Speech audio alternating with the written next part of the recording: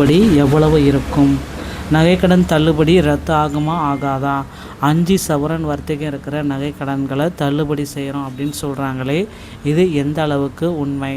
So தள்ளுபடி மற்றும் தள்ளுபடி தகுதி மற்றும் தகுதி இல்லாதவர்களுடைய பெயர் பட்டியல் தற்சமயம் வெளியிட போகிறாங்க.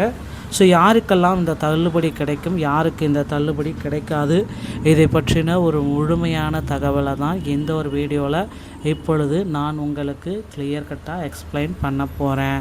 ஸோ வாங்க வீடியோக்குள்ளே போகலாம். கூட்டுறவு வங்கிகளில் 5 சவரனுக்கு கீழே வச்சுருக்கிறவர்களுடைய நகைக்கடன்கள் முழுமையாக ரத்து செய்கிறோம் அப்படின்ற மாதிரி சில தகவல்கள் போயிட்டுருக்கு. தமிழகத்தில் சட்டமன்ற தேர்தல் நெருங்கி வரும் இந்த வேளையில் அரசியல் கட்சிகள் வெளியிடும் தேர்தல் அறிக்கையில் விவசாய கடன்கள் முழுமையாக ரத்து செய்யப்படும் அப்படின்றது ரொம்ப ஒரு எல்லாருமே எதிர்பார்க்குற ஒரு கேள்வி. தமிழக சட்டமன்ற தேர்தல் அரசியல் கட்சிகள் வெளியிடும் தேர்தல் அறிக்கையில் விவசாய கடன் மற்றும் நகைக்கடன் தள்ளுபடி குறித்த அறிவிப்புகள் முக்கிய இடத்தை பிடிக்கும் என்று விவசாயிகள் மக்கள் எதிர்பார்க்கின்றன. குறிப்பாக கூட்டுறவு வங்கிகளில் விவசாயிகள் சாமானிய மக்கள் வைத்துள்ள நகைக்கடன்கள் தள்ளுபடி செய்யப்படுமா என்ற எதிர்பார்ப்பு எழுந்துள்ளது. பொதுவாக தள்ளுபடி அறிவிப்பை அரசு வெளியிடும் பொழுது முதலில் அதற்கான தகுதி வரம்புகளையும் நிர்ணயிக்கும்.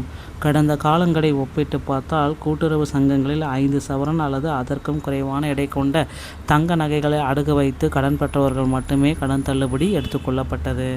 இது எல்லாமே பார்த்திங்கன்னா கடந்த ஆட்சியில், ஸோ அதாவது திமுக ஆட்சியில் இது எல்லாமே பண்ணாங்க. அதே போல் ஏடிஎம்கே ஆட்சியிலையும் இது எல்லாமே பண்ணிகிட்டு இருந்தாங்க நகைக்கடன் தள்ளுபடி. ஆனால் இப்போ பார்த்திங்கன்னா இந்த நகைக்கடன் தள்ளுபடி கிடைக்குமா, எந்த அளவுக்கு கிடைக்கும், யாருக்கு கிடைக்கும், தகுதி யாருக்கு, தகுதி யாருக்கு இல்லை அப்படின்ட்டு மக்கள் எல்லாருமே எதிர்பார்த்துட்டே இருக்காங்க. ஸோ பொதுவாக பார்த்திங்கன்னா நகைக்கடன் தள்ளுபடி அப்படின்றது 5 சவரனுக்குள்ளாமல் இருக்கிறது தான் பேசிக்காக. இது பார்த்திங்கன்னா இந்த டைம் இதை மாற்றம் செய்ய போகிறதா சொல்லியிருக்காங்க. 10 சவரன் வரைக்கும் நகைக்கடன் தள்ளுபடியை கொடுக்கலாம் அப்படின்ற மாதிரி கொடுத்துருக்காங்க. அப்படின்னா கிட்டத்தட்ட பார்த்திங்கன்னா ஒரு 7 லட்ச ரூபா வரைக்கும் உங்களுக்கு தள்ளுபடி இனி கிடைக்க ரெடியாக இருக்குது.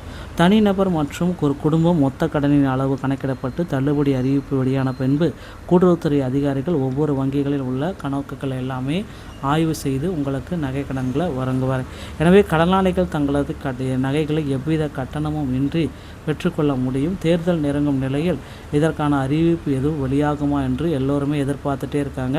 ஸோ எல்லோருடைய எதிர்பார்ப்பும் பார்த்திங்கன்னா அந்த நகைக்கடன் தள்ளுபடி எப்போ வழங்குறாங்க அப்படின்னு தான். ஏன்னா அரசாணைப்படி யாரெல்லாம் நகைக்கடன் பெற தகுதியுள்ளவர்கள், தமிழக அரசால் வழங்கப்பட்ட குடும்ப அட்டையில் 1 அல்லது அதற்கு மேற்பட்டவர்கள் குடும்பத்தில் நகைக்கடன்களை எங்கெங்கெல்லாம் வாங்கியிருக்காங்க அப்படின்றது, அவரது குடும்பத்தினர் பெற்ற நகைக்கடனின் கணக்குகள் பகுதியாக செலுத்தியிருப்பேன், அவ்வாறு பகுதியாக செலுத்தியது நிலுவைத் தொகை நீங்களாக எல்லாமே வச்சு கணக்கிடுறாங்க அப்படின்றத தெளிவாக குறிப்பிடுறாங்க. ஸோ இந்த பேஸ் பண்ணி தாங்க நகைக்கடன் கொடுக்குறாங்க. இப்போது இதான் டெட்லைன். இந்த ஏப்ரலோட உங்களுக்கு பார்த்திங்கன்னா நகைக்கடனில் லிஸ்ட் ஹவுஸ் எல்லாமே எடுத்துகிட்ருக்காங்க. பெயர் பட்டியலை ப்ரிப்பரேஷன்ஸ் எல்லாமே பண்ணிகிட்ருக்காங்க. கிட்டத்தட்ட யாருக்கெல்லாம் நகைக்கடன் வழங்கலாம், யார் இந்த நகைக்கடன் வழங்க தகுதி அடைந்தவர் அப்படின்ற மாதிரி ப்ரிப்பரேஷன்ஸ் எல்லாமே எடுத்துகிட்ருக்காங்க. ஸோ அந்த பட்டியலை வச்சு நகைக்கடன் தள்ளுபடியோடைய மிகப்பெரிய ஒரு அப்டேட் பார்த்திங்கன்னா கொடுக்க போகிறாங்க. பொறுத்து நம்ம பார்க்கலாம். இந்த மாதிரி தகவல்களை நீங்கள் உடனுக்குடன் பெற நீங்கள் நம்முடைய சேனலோடு இணைந்திருங்கள். மீண்டும் ஒரு நல்ல தகவலோடு நான் உங்களை சந்திக்கிறேன். நன்றி, வணக்கம்.